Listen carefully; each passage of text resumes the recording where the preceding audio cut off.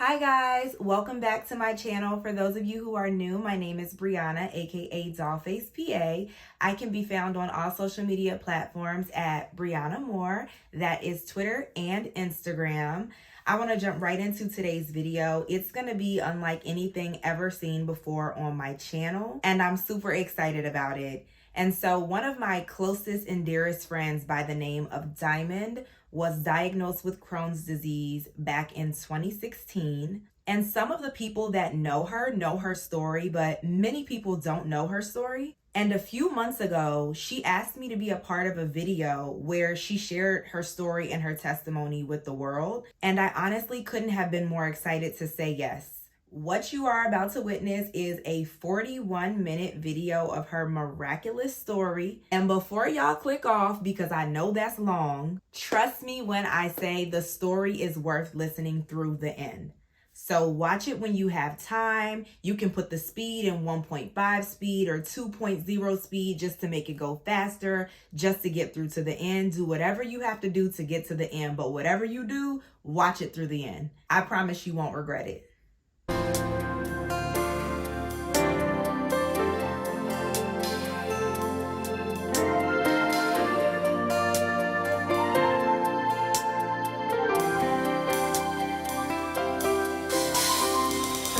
Hi, everyone. For all of my family, friends, and followers that may or may not know me, I am Diamond. This is my dearest friend, Brianna. And so I'm making this video mainly just out of obedience to the Lord. I've been through a lot, and a lot of people know bits and pieces of my story, but the Lord really confirmed in me and friends and family that this year was the time to really tell my story in the fullness. So here we go. We're just gonna jump right in. So in 2015, I was having a lot of stomach pain, just digestive issues, and I went to urgent care many times. I saw different doctors who told me I might just have acid reflux and stuff like that, but never really get into the root of the issue.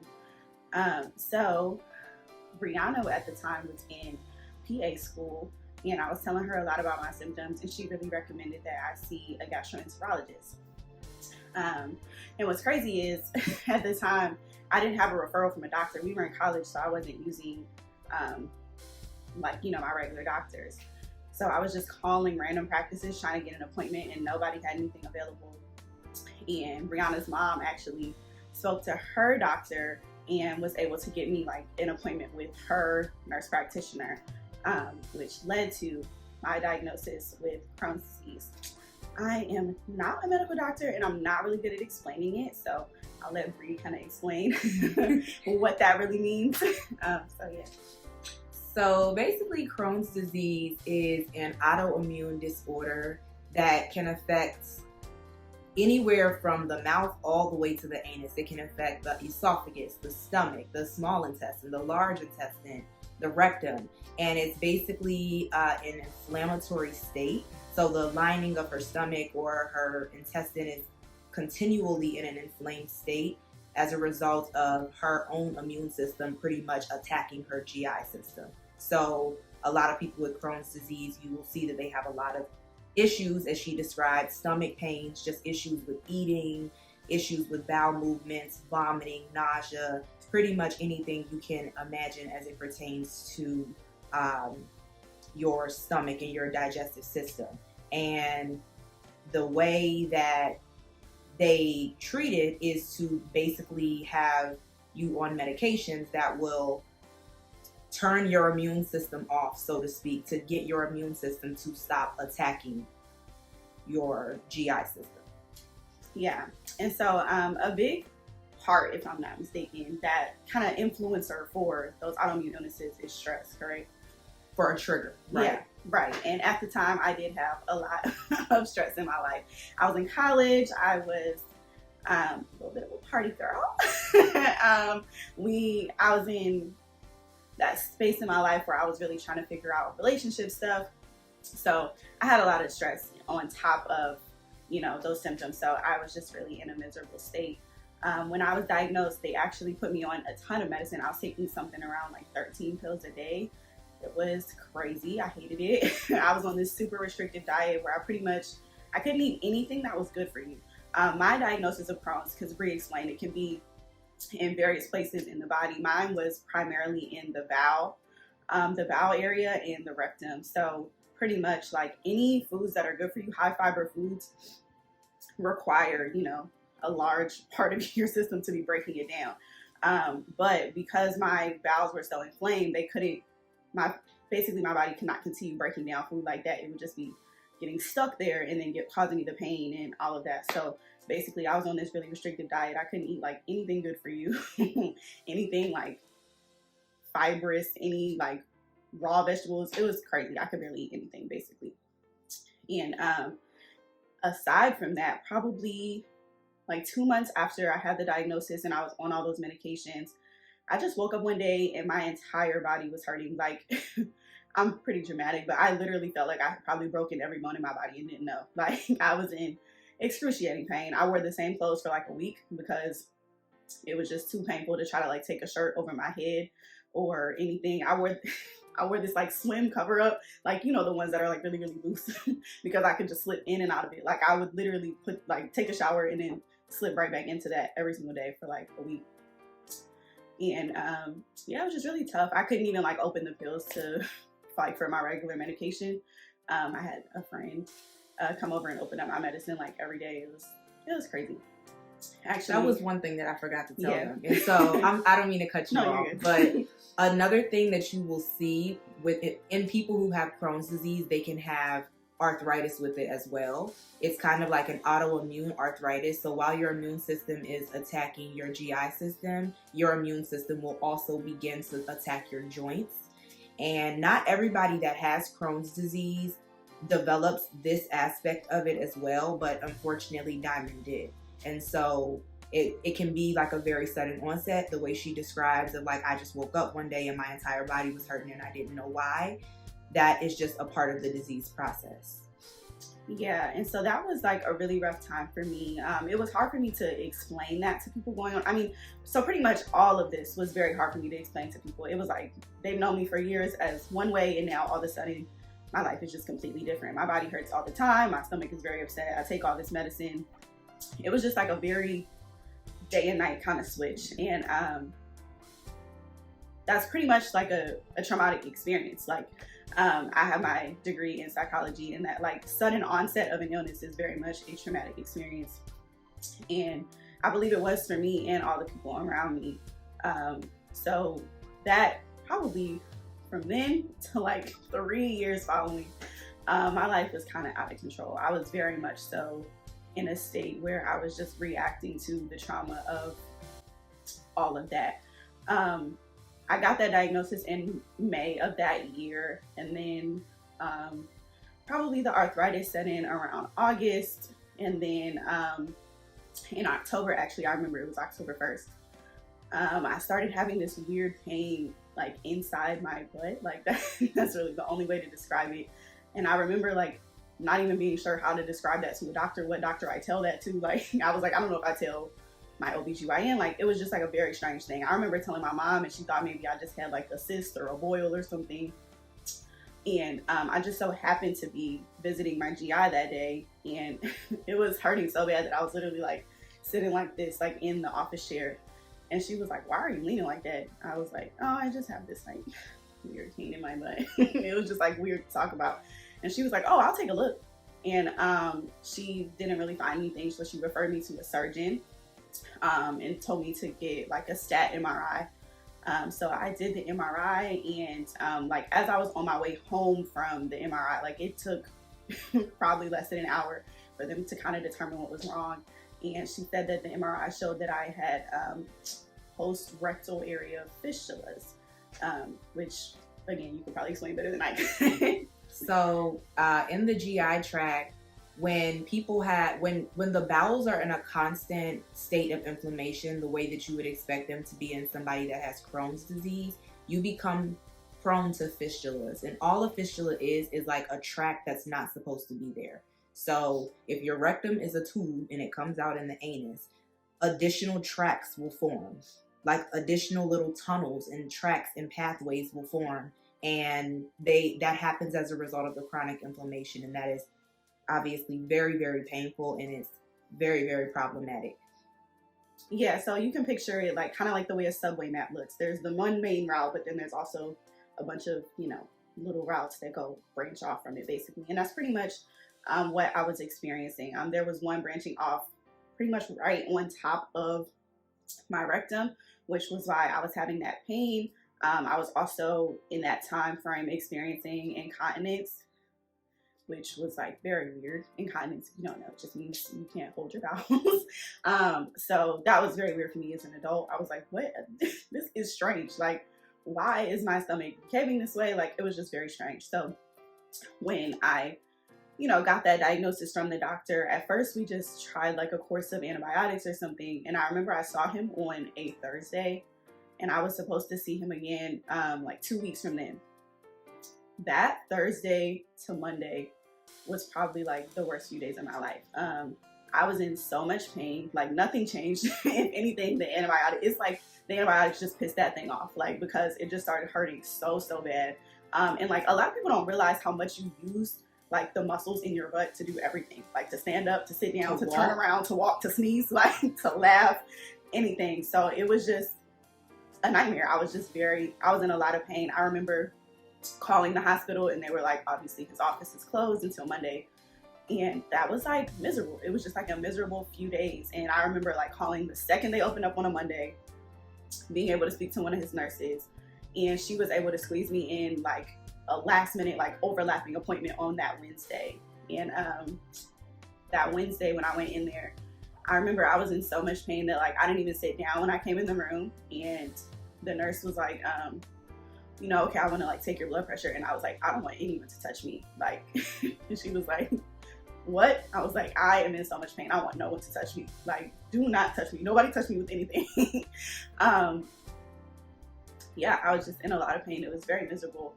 And so the surgeon that night actually was going to try to schedule me for surgery, but I had just eaten. So he ended up bumping someone. He had like a full day of surgery scheduled for the next day, but he canceled someone's surgery so he could squeeze me in.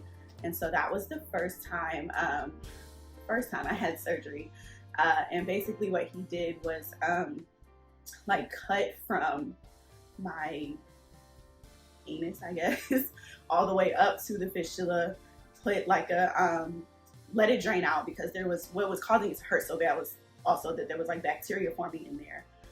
So drain all that bacteria out. And then he put something in there called a ceton band. It kind of looks like the thing you tie your bread with, like how it's like a loop and then you twist it off. The twisty off pieces was basically like hanging out of my body. The loop part was inside. And then that's it. He didn't stitch it up or anything, because he said because there was like bacteria, you want that to continually drain out. Like, you don't want to stitch up the skin and let that bacteria live in there. So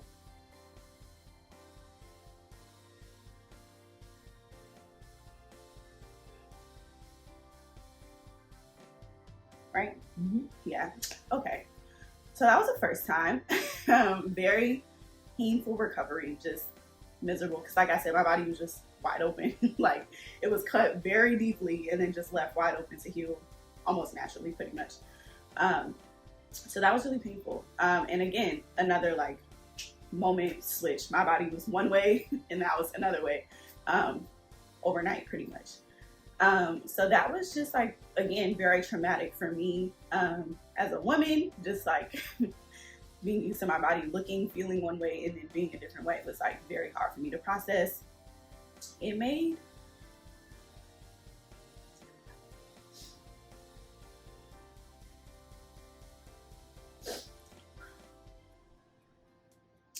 It also really impacted my life as far as dating. It was very hard for me to be very vulnerable. Still is. But yeah, so being in dating relationships was very hard at that time, just because I was dealing with so much personally and it was back to back, like night and day switches, that I didn't even really have the time to process for myself, let alone to be like sharing with a person.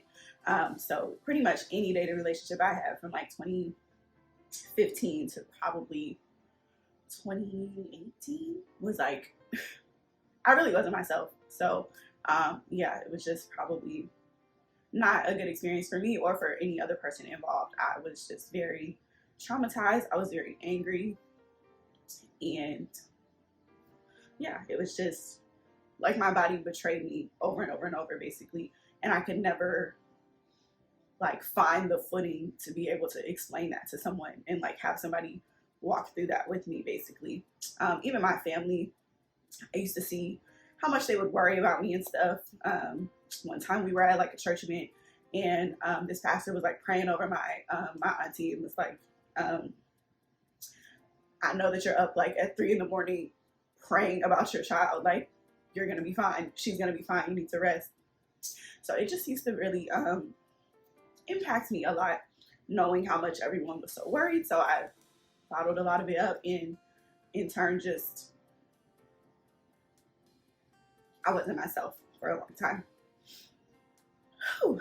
So, going back to that first surgery, everything healed up pretty nicely. But with fistulas, Brianna can explain, there is always a chance for reoccurrence, and mine reoccurred many times, right? So it's very, very hard to heal a fistula in that area. And it takes a very, very long time for them to heal, which is why she explained he left the ceton band in to try to give it a chance to kind of like wall itself off and kind of like close itself off. But unfortunately, like in the waiting time of waiting for that one to heal, more were forming. And so usually what they do in those situations is they have to like weigh the risk versus the benefits of like, should we do surgery again? Or should we just try to medically manage this by like maybe adding more medications to her regimen to try to get her immune system to calm down even more so that more fistulas won't continue to form. But it really is a double-edged sword, because the more immunosuppressive medications they put her on, the more difficult it is for the fistulas to heal, because your immune system is the part of your body that heals. And when she's on these medications that are turning her immune system off, it's making that process even more difficult. So, yeah. So, and with that, even while the ceton bands were in, they want the thing to drain, right? Like if there's anything coming in, they want it to get out. So that was another like thing I had to live with, was that I constantly had like drainage, nasty, stinky, like just gross, like stools. Yeah, like stool, mucousy looking stuff coming out of my body all the time. I had to wear pads like every day for like 4 years, just because there was just always a chance it was gonna drain. I remember when we were in LA, I had on this super cute nude like onesie when we went to this brunch, and I was like, I'm just not gonna wear pads today. Like, I feel good. I look cute in this outfit. I'm just not gonna wear one. And I remember being at brunch and like tangibly feeling like my drain is leaking. It's definitely leaking. And it was like a little spot on my onesie. I like, no one else probably could have noticed it, but I noticed it. And I remember that just like really like ruining the day. Like after that, we went to the Hollywood sign to take pictures. I did not want to take any pictures. Brianna forced me to, and that's actually one of my favorite pictures ever. But yeah, like it just definitely ruined the day. I was like, I don't want to take any pictures. I just want to change these clothes. And like, I was basically just becoming more and more like a shell of myself, as like I kind of accepted what I was dealing with. And also after the surgery, I got off of all of those pills and switched to Humira, which is an injection. At the time, I was taking that twice a month, and I was also taking 6-MP. It's like a chemo kind of drug, basically. So that was just like another jarring medicine to be on. I remember actually the day I picked it up from the pharmacy, I walked into CVS to pick it up, and the pharmacist was like, has your doctor talked to you about this medicine? And I was like, not really. And he was like, well, you know that you can't get pregnant on this medicine. And I was like, can you like go into further detail? And he was like, it's gonna force a miscarriage if you get pregnant. So that was like not delivered nicely, but also another like jarring reality that this medicine might do exactly what I want, which is make me better, but it would also really throw off a dream of mine, which is to have children.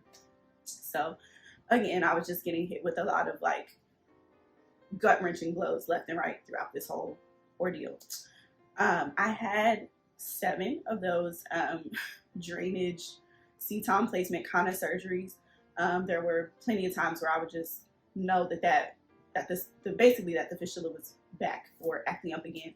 I became very familiar with the pain and kind of identifying exactly what's going on. There was one time even my doctor tried to just do it in her office so she didn't have to like send me to the OR. Very painful. She had literally, this is very graphic, but literally tape my butt cheeks open, like tape them, like pull the tape from inside my butt cheek to the table to like keep my butt cheeks wide open. And she gave me like the general anesthesia or local anesthesia. But again, in medicine, I believe when infections are to a certain extent, the local no longer works, right? Or like when it's very inflamed, the local anesthesia doesn't penetrate the area as well, so it's not as effective. Right. So she gave me tons of that, but I still felt every single like stroke of the knife. I felt everything. It was excruciating pain, and it wasn't successful. We still had to go to the OR the next week anyway. I didn't realize you had 7 surgeries. 7, yeah. Oh, what time period was this over? 7 surgeries? From 2016 to 2019. I had my very last one July of 2019. So yeah, in 3 years' time, I had that much. 1 year, I had 3 of them, like with almost only like 2 or 3 months in between. I believe that was like 2017, 2018. I had a lot of them kind of back to back. But yeah, so that was kind of what I was dealing with that whole time. As the surgeries kind of became just more and more prevalent, like I even elevated from wearing pads every day to actually wearing like adult diapers because I'm having so many surgeries. It's not just draining that stuff, it's like draining blood. It's just like a lot. It's gross. So again, I didn't want to date anyone when I'm wearing adult diapers. I didn't want to hang out with my friends a lot. I mean, I did, but I wasn't myself. So I don't want to go on a beach trip with them when I have to like struggle to find a bathing suit that suits my body right now, that suits what I have going on right now. Like, it was just a very hard time. But because there is an incline to this story, but I got so close to God throughout this journey. And I have always been a Christian. I got saved when I was 5. I went to private school my whole life. But I don't think like relationship with God was really real to me until this time in my life.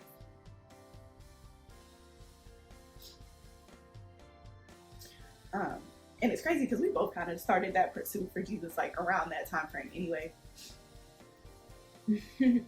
And I love that for us. But yeah, that was pretty much like the first 2 years of my diagnosis. I was definitely wilding. I was not myself. I was acting crazy.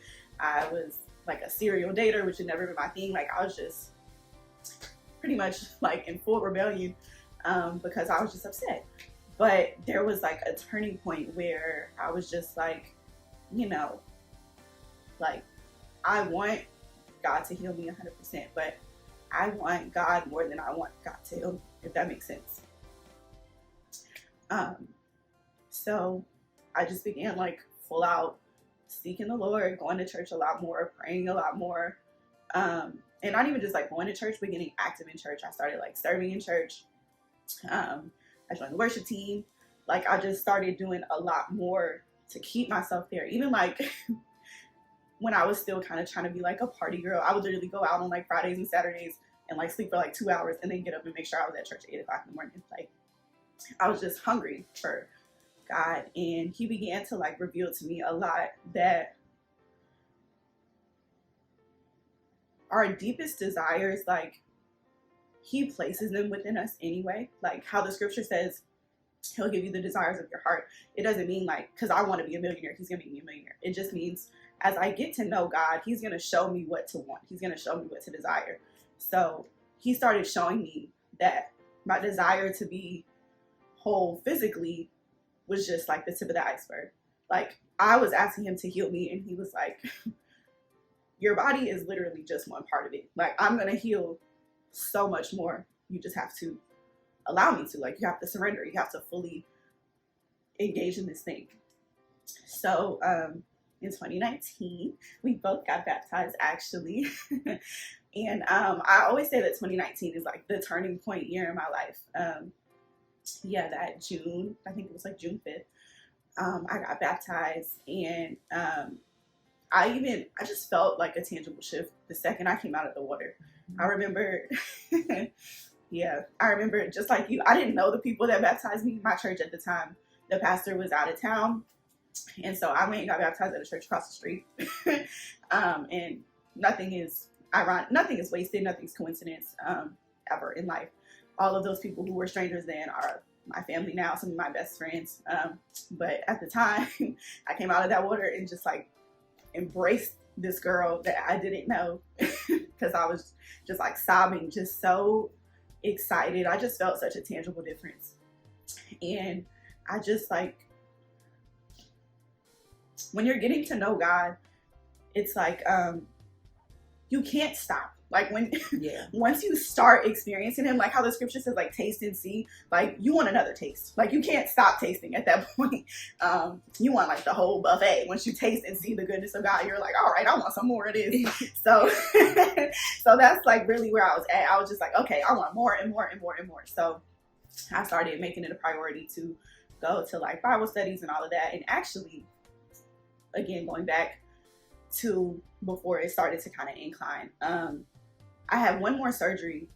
So I got baptized in June. I had another surgery in July. That was my last surgery by the grace of God. But that one, my surgeon was pretty much like, I'm tired of doing this with you. I know you're probably tired of doing this. Like, I really believe that if this fistula comes back again after this surgery, I'm going to give you a colostomy bag. Like, I just think that's the best chance at getting this to heal, basically.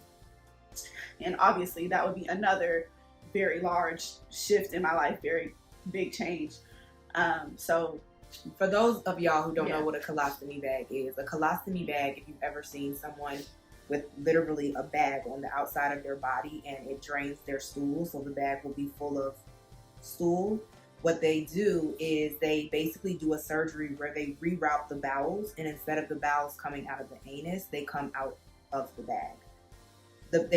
They terminate at the bag, and the stool comes out of the bag instead of coming out of the anus. And the reason why they would do that is to give that area a time to rest and heal.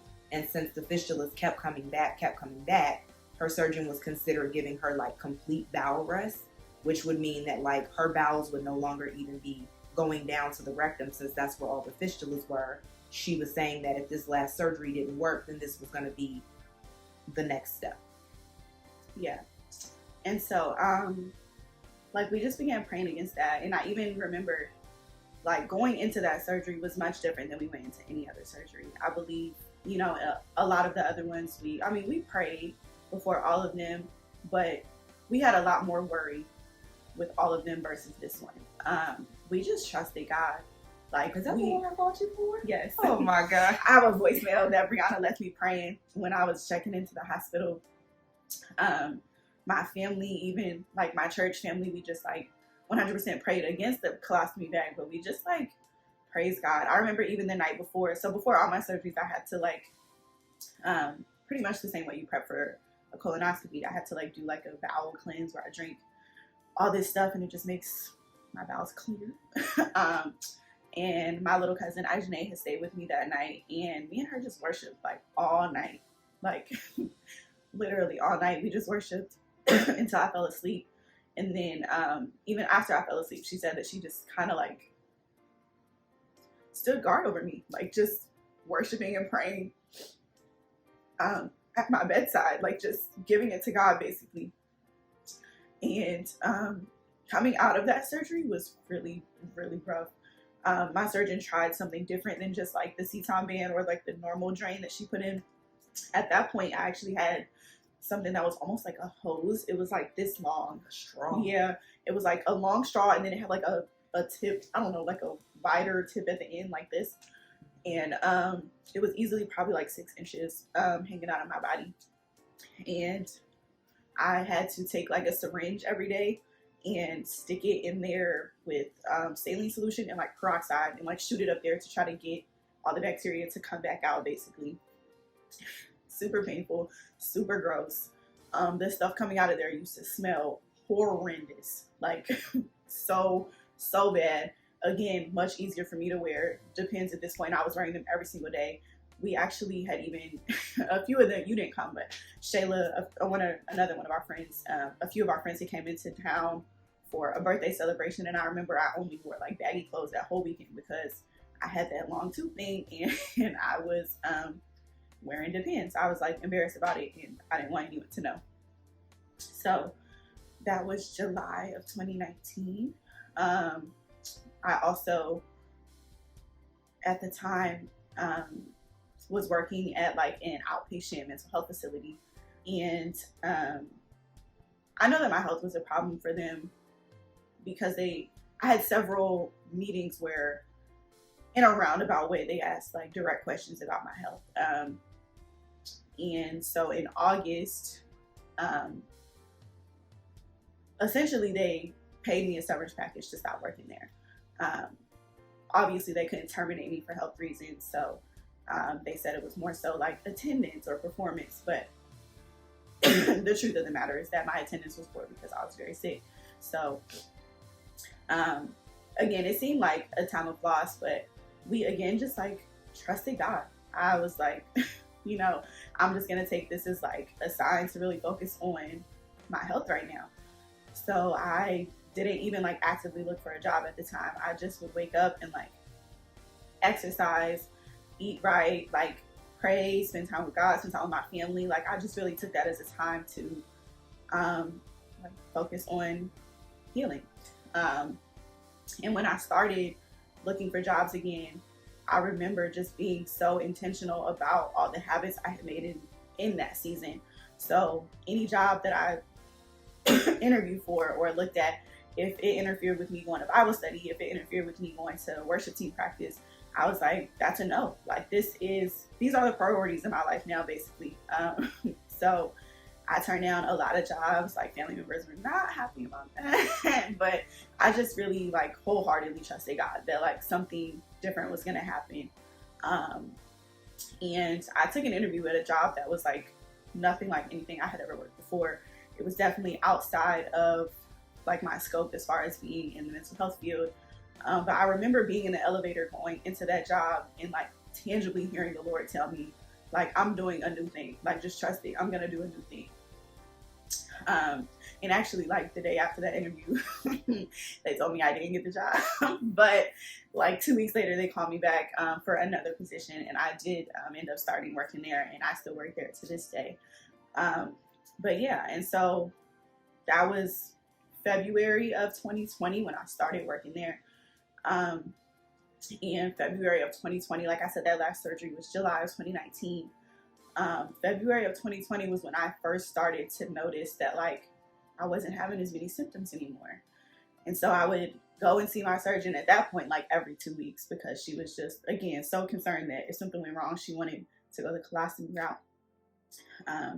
So I would go see her like every 2 weeks, and every 2 weeks we're measuring how deep it is. She's like using a Q-tip, putting it inside the fistula cavity to see how deep it is. And every 2 weeks it was shorter and shorter. Bree, you came with me one time and it was still pretty deep. It was still probably like 2 centimeters in or something. It was a little bit deep still. But we would go and she would just be like, it's getting smaller and smaller. Like, we're just going to keep coming in like every 2 weeks and we'll just look. And obviously February of 2020, the pandemic happens. So I can't see her anymore. And I was a little bit worried, but I ended up moving home then, just the pandemic and everything. I just wanted to be with my family. And I just like noticed that I could do things that I wasn't normally doing. Like for that whole 6-year period, how many years is that? 2016 to 4 years. So that whole 4-year period, I learned to do a lot of things in a different way just because I was so used to always being in pain. Like I used to drive literally like this. I drove like this for 4 years because I couldn't just sit up regularly like this. It was very painful, especially with having those drains in there. It was like I was putting pressure on them and it hurt. So I was noticing myself like sitting up regularly like this, and I was like, that's something I wasn't able to do. She instructed me in how I could like measure like the depth of the fistula at that point myself, and I was like, I can't get nothing in the cavity no more. So either I just don't know what I'm doing or it's closed. And I remember I sent her an email and I said like, I can't get it open anymore. And she was like, has the fistula closed? Like with like 8 question marks, like because it was just such a large journey. Like we have been on such a long journey together. And again, it's the pandemic. She couldn't see me. So we kind of just had to like play it by ear. Like, okay, let's see what happens. And I've literally never had a symptom since. We even finally removed the ceton band that was in there last year because it was just like, it serves absolutely no purpose now. Like you have no more symptoms, nothing is draining, no pain. So we're just gonna go ahead and take that out. And in early 2021, January of 2021, I did another colonoscopy, which is routine. You do those every year when you have a GI illness. And the doctor had written literally clear as day, his impression was no active Crohn's disease detected. Like, and that was crazy. That was crazy. I remember like, I'm still like hooked up to the IV and everything, but that was like, I saw that on the paper when I first woke up and I was like, get me off these machines so I can go and like worship with my feet. I'm so excited. I couldn't wait to tell my family, my friends, like, it was a miracle. It was a miracle. It was a miracle. And since then, it's been the same way. I'm still on medication. Just the Humira injection now, which is also another miracle, another answered prayer. The doctor reviewed my blood work and found that my liver just wasn't really breaking down that 6-MP chemo pill anyway. So he was like, let's just take you off that and see how you do with just more frequent Humira. And that's been working. I take Humira every week now and nothing else. But again, another answered prayer. I remember when I first started taking that medicine, I was very concerned about the fact that that would prevent me from having children. And now it's completely out of my body. I haven't taken it in over a year now. So I say all of this to say, like, bringing this whole story home, nothing is ever wasted. God hears all of our prayers and answers them in a much better way than we could ever anticipate. Like, I know for people that are struggling with anything, like, all you want is like for it to end, right? And I 100% have been there, but God's way is just so much better. Like, when I just wanted physical pain to end, like, God brought an end to physical suffering, emotional suffering, like deep-seated stuff from childhood, low self-esteem stuff. Like, he healed me completely, not just in the way that I saw myself being healed.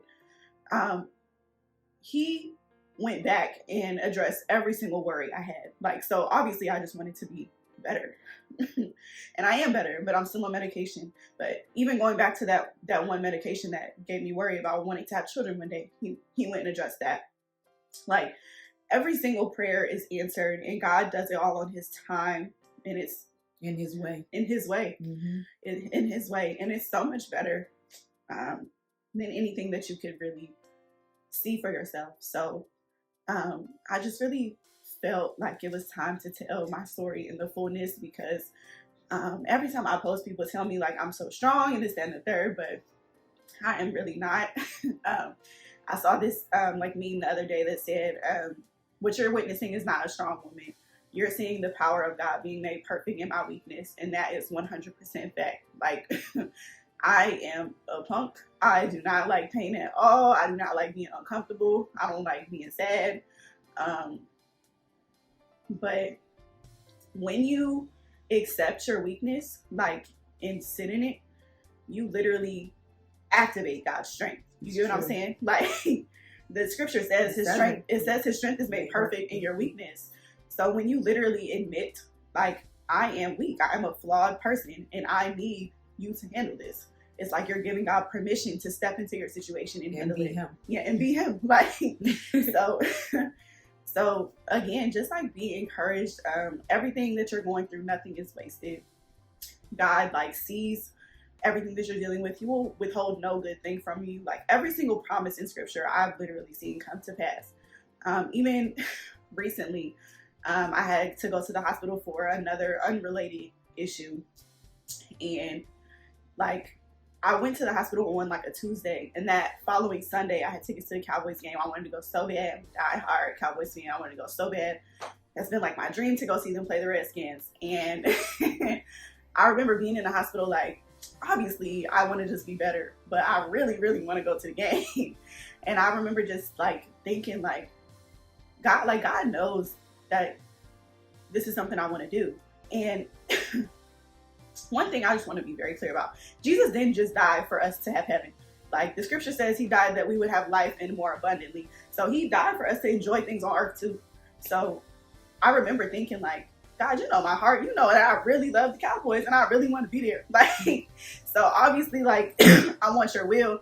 And I know that even if I can't go on this Sunday, you're going to make sure that I get to see the Cowboys at some point in my lifetime, because, you know, like, you know me, and you're promised not to keep any good things from me. Like, you want me to enjoy things here on earth.